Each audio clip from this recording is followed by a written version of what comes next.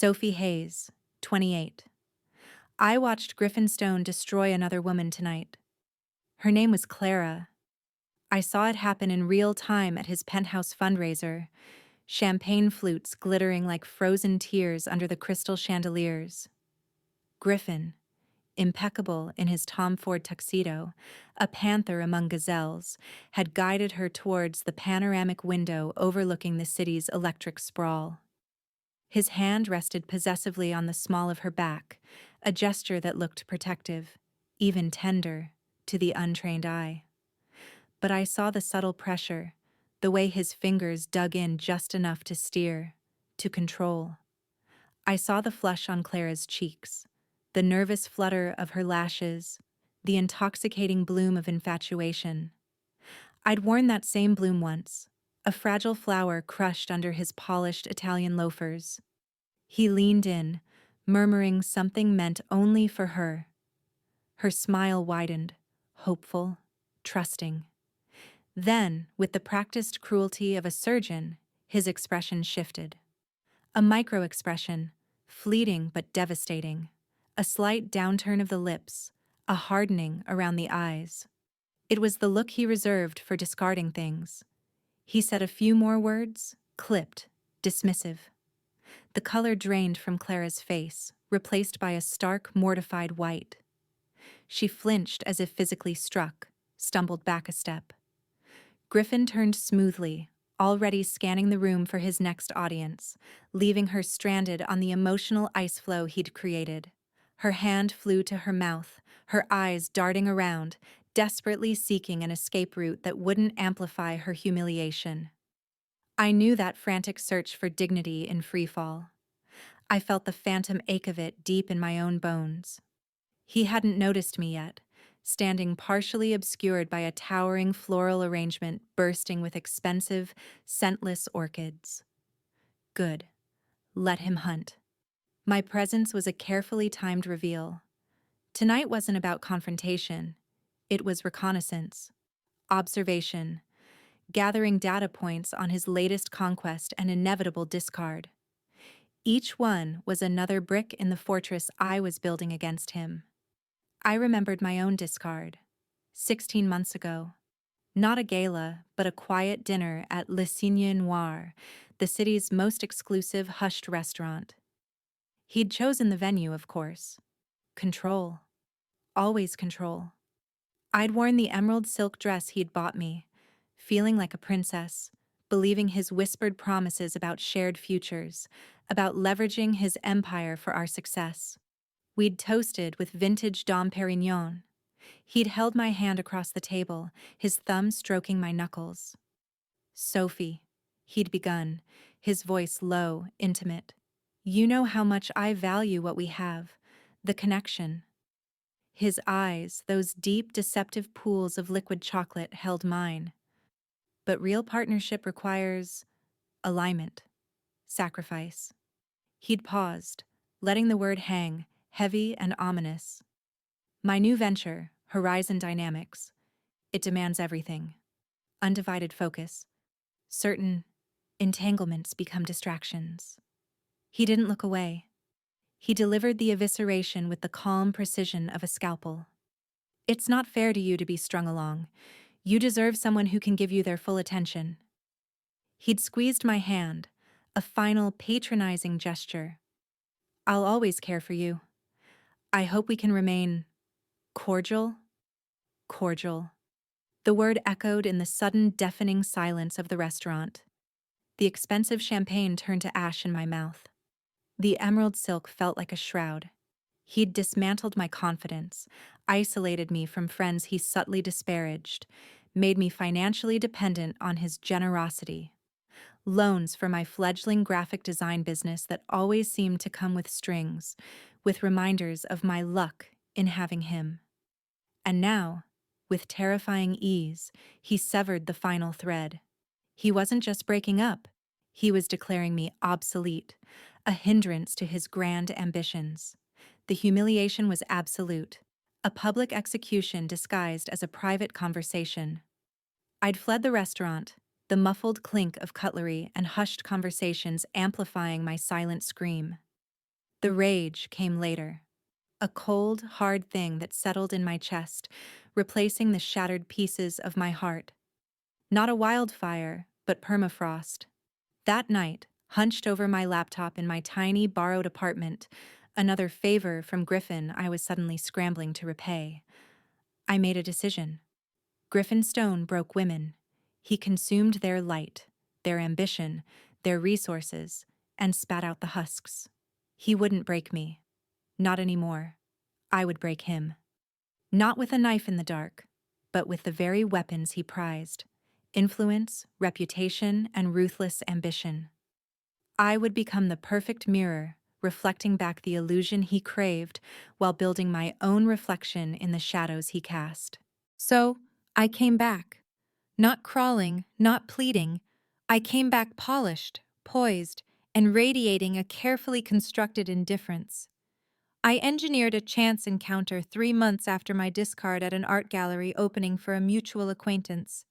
He was holding court, as usual. I saw the flicker of surprise in his eyes when he saw me, quickly masked by predatory interest. The discarded toy wasn't broken? Intriguing. Sophie, he'd purred, detaching himself from his sycophants, his gaze sweeping over my simple but elegant black sheath dress, bought with my own money, a small, fierce victory. You look recovered. Life goes on, Griffin, I'd replied, my voice cool, smooth as glass. I met his gaze without flinching. One door closes, others open. I offered a small, enigmatic smile, hinting at possibilities he hadn't orchestrated. The challenge was implicit. You don't own my narrative anymore. It hooked him.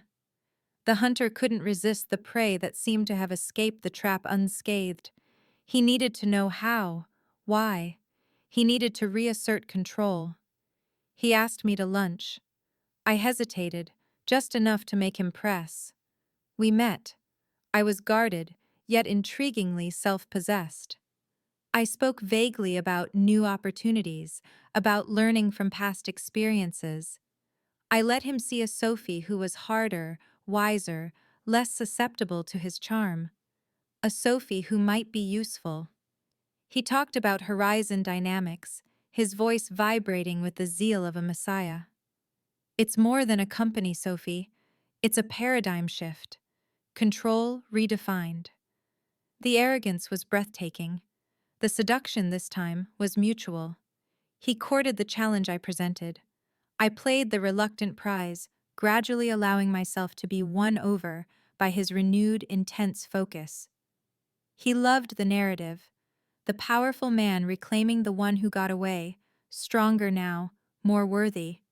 He showered me with attention, extravagant gifts, which I accepted gracefully but stored away, untouched, and crucially, access.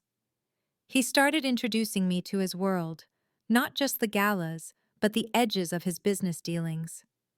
You've got a sharp mind, Sophie, he'd say, pouring expensive scotch in his cavernous, minimalist living room after some function. Better than most of the suits I pay fortunes to. What do you think of Henderson's proposal? He'd show me documents, seeking my intuitive opinion, flattered by my apparent fascination with his empire. He saw validation. I saw blueprints. I saw the cracks in the gleaming facade. I became indispensable. Not as a lover, though that charade was maintained with calculated passion, but as a confidant, a sounding board. I learned his rhythms, his tells, the slight tension in his jaw when a deal was riskier than he admitted, the way his knuckles whitened around a glass when someone mentioned regulatory scrutiny. I listened. I remembered. Names, figures, offshore shell companies mentioned in passing, connections to people with questionable reputations dropped casually to impress me. Vanguard Holdings in the Caymans. Silas Thorne, a reclusive financier Griffin described as eccentric, but whose name sent a chill down my spine when I researched him later. I stored it all, every nugget, in encrypted files and coded notes, building my own map of his kingdom and its hidden fault lines. My real work happened in the stolen hours. While Griffin slept the untroubled sleep of the truly entitled, or while he was engrossed in high-stakes negotiations across time zones, I was awake. My tiny apartment became a war room. I revived my graphic design business, Chroma Rising, not just as a cover, but as a legitimate vehicle. I used the skills Griffin had once dismissed as cute to create stunning professional pitches. And I used his network. Carefully. Strategically. A contact made at one of his parties became a client for Chroma Rising. A casual introduction to a venture capitalist, Griffin was schmoozing, turned into a coffee meeting for me, where I pitched not just design services, but myself, my vision, my resilience. I leveraged the association with Griffin Stone like a brand, implying his tacit endorsement without ever stating it, using the reflected glow of his power to illuminate my own path. The money started coming in, real money, my own money. I paid off Griffin's loans with brutal efficiency, watching the surprise flicker across his face when I handed him the checks. "No need for that, Sophie," he'd protested once, trying to maintain the illusion of benevolent control. "Consider it an investment in you." "I prefer to settle my debts, Griffin," I'd replied, my smile cool. "Clean slates are so liberating." The independence unnerved him. It was a note out of tune in his symphony of control. He tried to pull me closer, tighten the strings. More gifts, more promises of a real role at Horizon once it launched. He started talking about us going public together, a power couple. The irony was exquisite. He was weaving me into his grand finale, oblivious that I was weaving the trap around him.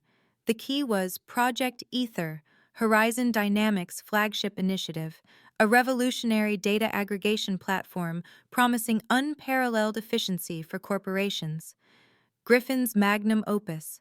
The launch was set for the Global Futures Summit, the most prestigious tech conference of the year. He was to deliver the keynote, his coronation. He talked of nothing else. The pressure was immense, a tangible force radiating from him. He became sharper, more volatile, the charming facade slipping more frequently to reveal the ruthless tyrant beneath. He snapped at assistants, fired a junior analyst for a minor error. The cracks were widening. Perfect. My own ascent was quieter, but steady. Chroma Rising landed major contracts, fueled by the credibility my association with Griffin's Circle provided and my own undeniable talent. I cultivated relationships with key players, investors, journalists, tech innovators, many of whom were subtly wary of Griffin's methods, but intrigued by my apparent detachment from his shadow. One such relationship was with Owen Clark, a seasoned, ethical tech investor known for backing disruptive but principled ventures. We met at a smaller summit months before the Global Futures event. He'd been observing me. "You move in Stone's orbit, Ms. Hayes," Clark had remarked over coffee, his keen eyes missing nothing.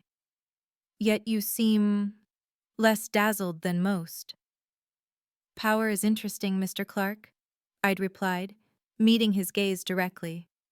"But sustainability is crucial. Some foundations are built on sand." It was a risk, a tiny fracture in my carefully maintained facade. But Clark was a man who valued subtlety. He simply nodded, a thoughtful expression on his face. We kept in touch.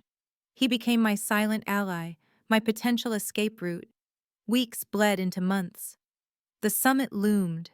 Griffin was a tightly coiled spring, obsessed with every detail of his keynote and the subsequent investor pitch session. He practiced his speech relentlessly in front of me, pacing his penthouse terrace, the city lights sprawling below like captive stars. His words were grand, visionary, utterly devoid of any mention of the ethically dubious data sourcing practices I'd painstakingly uncovered, or the complex web of offshore financing designed to obscure true ownership and bypass regulations. He spoke of streamlined acquisition and optimized resource utilization. I knew it meant scraping personal data from unsecured sources, exploiting legal gray areas, and partnerships with regimes with appalling human rights records. His paradigm shift was built on quicksand and moral bankruptcy. Perfection, Sophie, he'd declare after a run-through, pouring himself a large whiskey, his eyes gleaming with anticipatory triumph. This changes everything. For us. He'd pull me close, his breath warm against my ear. You'll be by my side. The world will see us together, kings and queens. I'd lean into the embrace, resting my head on his shoulder, hiding my face in the expensive wool of his jacket. Inside, the cold fire burned brighter. Soon, Griffin, soon they'll see exactly what you are. The night before the summit, he hosted a pre-launch dinner at his penthouse. The creme de la creme of the tech and finance world were there, buzzing with anticipation. The air crackled with ambition and the clinking of crystal. Griffin was in his element, radiating charismatic confidence. I played my part flawlessly, the elegant, supportive partner, subtly amplifying his presence, engaging his guests with intelligent conversation, laughing at the right moments. I wore a deep crimson gown, the color of blood, of warning. Griffin loved it. You look like victory, Sophie, he whispered, squeezing my waist possessively. I circulated, a ghost in the glittering throng. I saw Owen Clark across the room. Our eyes met.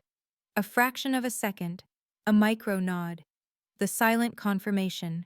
The trap was set. He knew what was coming. He and a small, carefully vetted group of influential investors were ready. They wouldn't bail Griffin out. They would be waiting to catch me when I jumped from his burning ship. Later, as the party wound down and Griffin, buoyed by success and scotch, slept deeply, I slipped out of his bed. The penthouse was vast and silent. Moonlight streamed through the floor-to-ceiling windows, painting geometric shapes on the polished concrete floor. I moved like a shadow to his study, a fortress of glass and steel. His biometric lock recognized my fingerprint, a calculated concession he'd made months ago, a symbol of trust. The door hissed open. The air inside was cool, smelling of leather and ozone from the banks of dormant electronics. His main terminal required a password and retinal scan. Impossible. But Griffin was arrogant. He kept backups. I knew where. I moved a seemingly abstract sculpture on his desk, a piece he adored, commissioned from a controversial artist.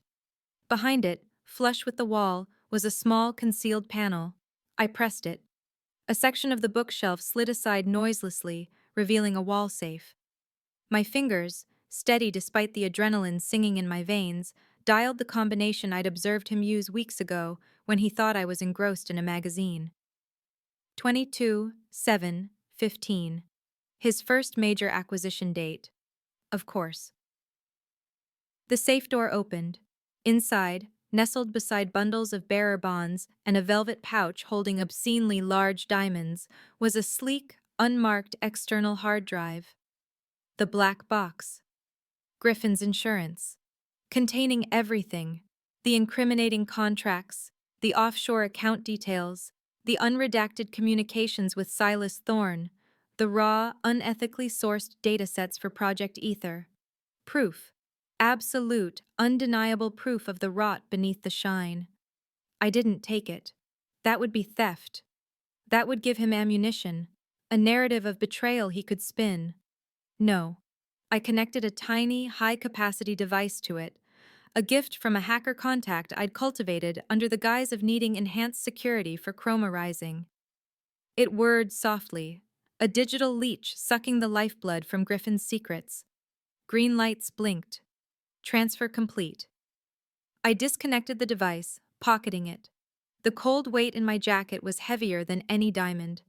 I carefully closed the safe, replaced the sculpture, erased any trace of my presence, and slipped back into the bedroom.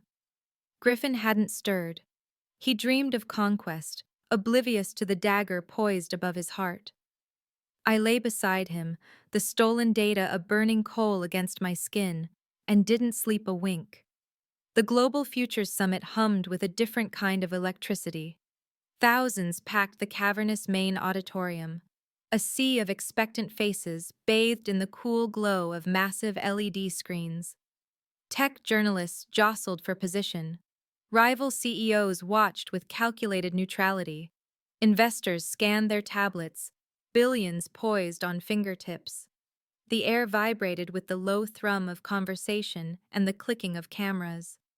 Backstage was a controlled frenzy. Techs buzzed around holographic projectors. Griffin's handlers fussed over his lapel mic, his hair, his water glass. He stood at the center, radiating a preternatural calm, a statue of confidence carved from ambition. He wore a bespoke navy suit that cost more than my first year's rent, his tie a perfect knot. He caught my eye across the bustling space and winked, a conqueror surveying his domain. "Our moment," the wink said. I stood slightly apart, near the heavy velvet curtains leading to the stage wings. I wore a tailored, severe pantsuit in charcoal gray, armor, not adornment. My Chroma Rising team, handpicked for their talent and discretion, had prepared my presentation visuals with meticulous care. They thought it was a surprise pitch for Griffin, a supportive gesture. Only Owen Clark, seated prominently in the third row, knew the true nature of the surprise. He gave me an almost imperceptible nod. My stomach was a knot of ice, but my hands were steady. The tiny data drive felt like a brand in my pocket. The presentation files, meticulously crafted from the stolen data, were loaded onto a separate, secure tablet in my briefcase. "5 minutes, Mr. Stone," a stage manager announced, her voice tight with tension. Griffin flashed a dazzling, predatory smile at his entourage. "Relax, everyone. History isn't made by the nervous." He strode towards me, taking my hands in his.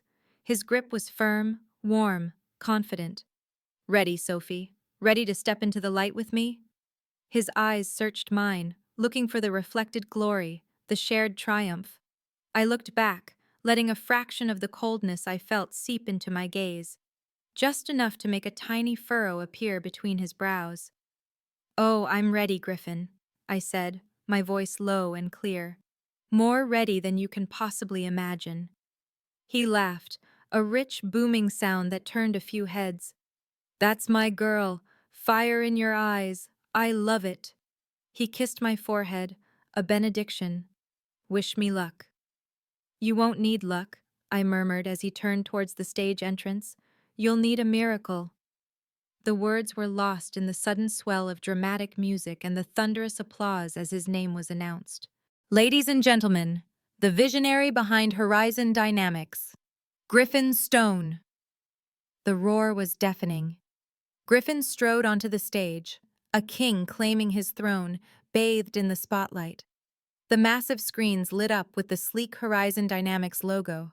He owned the space instantly, commanding the audience with effortless charisma. I moved silently to the wings, finding the designated spot for support personnel, a small console beside the main stage manager. I placed my briefcase on the floor beside me, unclasping it silently.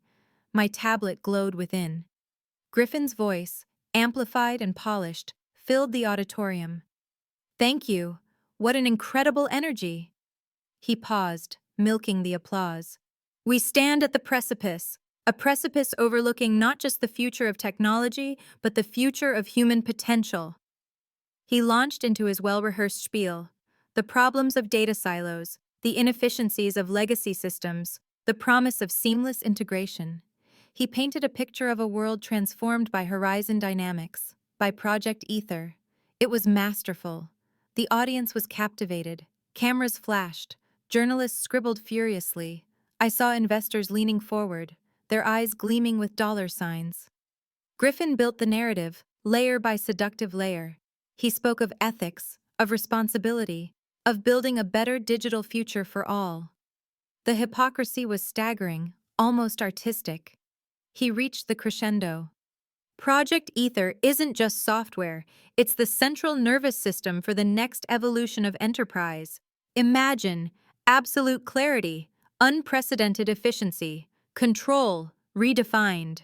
He gestured dramatically, and the main screen shifted, showing sleek, futuristic interfaces, dazzling data visualizations. The applause swelled again. Griffin beamed, soaking it in. This was his pinnacle. He lowered his hands, signaling for quiet. The room hushed, breathless. But vision requires execution. Brilliance requires partnership. That's why today, we open the doors. He paused, letting the anticipation build to an almost unbearable pitch. Horizon Dynamics is seeking strategic investors to fuel this revolution, to join us in building the future. The floor is now open for... This was my moment. The split-second gap between his triumph and the investor pitch. I didn't wait for an invitation. I didn't hesitate. With the calm precision of a bomb technician, I picked up my tablet, stepped out of the wings, and walked purposefully toward center stage. My heels clicked sharply on the polished wood, a counterpoint to the expectant silence. Confusion rippled through the audience. Murmurs started. Who was this woman? Was this part of the show? Griffin saw me first. His triumphant smile faltered, replaced by a flicker of annoyance, then dawning confusion. His handlers near the wings looked panicked, unsure what to do. I reached the podium just as Griffin opened his mouth, probably to dismiss me, to regain control. I didn't give him the chance. "Excuse the interruption, Griffin," I said, my voice amplified by the podium mic, clear, calm, and cutting through the air like shattering glass. "But before we talk about Horizon's future, the investors deserve full transparency about its present and its past." The confusion deepened. Griffin's face darkened. "Sophie," he hissed, leaning towards the mic, his voice tight with warning, trying to maintain his smile for the audience. "This isn't the time. We have a schedule." He gestured subtly but fiercely for someone off stage to intervene. I ignored him. I tapped my tablet. The massive screens behind us, moments ago displaying Horizon's gleaming future, flickered. The Horizon logo dissolved, replaced by a stark, simple title: Project Ether, The Cost of Control. Gasps echoed in the auditorium. Cameras swung towards the screens. Journalists froze, pens hovering. Griffin lunged sideways, trying to physically block my access to the podium controls, his face a mask of fury. "What are you doing? Get off the stage! Security!" His amplified shout was raw, stripped of its polished charm. A burly security guard started moving from the wings. I didn't flinch. I held up the tiny data drive. "This contains the source code for Griffin's vision," I announced, my voice ringing out. "Not just the software code, the ethical code, or rather, the lack thereof." I slotted the drive into a port on the podium console. A preloaded presentation sequence activated. The screens exploded with damning evidence. Slide 1. A contract between Horizon Dynamics and Vanguard Holdings, Caymans, detailing the acquisition of bulk personal data scraped from breached healthcare databases in Eastern Europe. Patient records, mental health histories, financial information, all unethically obtained, all labeled Source Alpha in Horizon's internal documents. Slide 2. Financial flows. Complex diagrams showing money funneled through Vanguard Holdings, then into shell companies in Belize and Cyprus, ultimately linking to an account under the name Silas Thorne.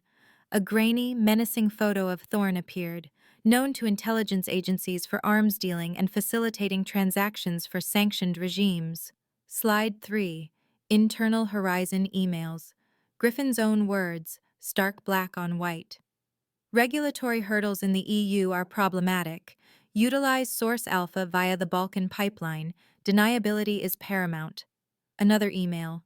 Thorne's fee is exorbitant, but his network provides access to the Asian data streams we need. Proceed. Label it infrastructure costs. Slide 4. Screenshots of the raw data sets. Rows upon rows of deeply personal, sensitive information, names, addresses, medical conditions, debt levels, clearly marked as the foundational data for Project Ether's predictive algorithms. Slide 5.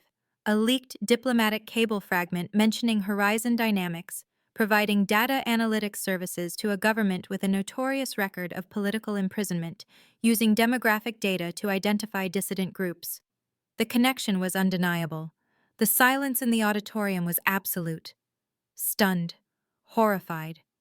Then, like a dam breaking, a wave of noise erupted. Shouts of disbelief, angry murmurs, the frantic clicking of cameras capturing Griffin's disintegration. His face was a rictus of shock and dawning horror, drained of all color. He stared at the screens, then at me, his eyes wide with a primal, disbelieving fury. "Lies!" he roared, grabbing the podium mic, his voice cracking.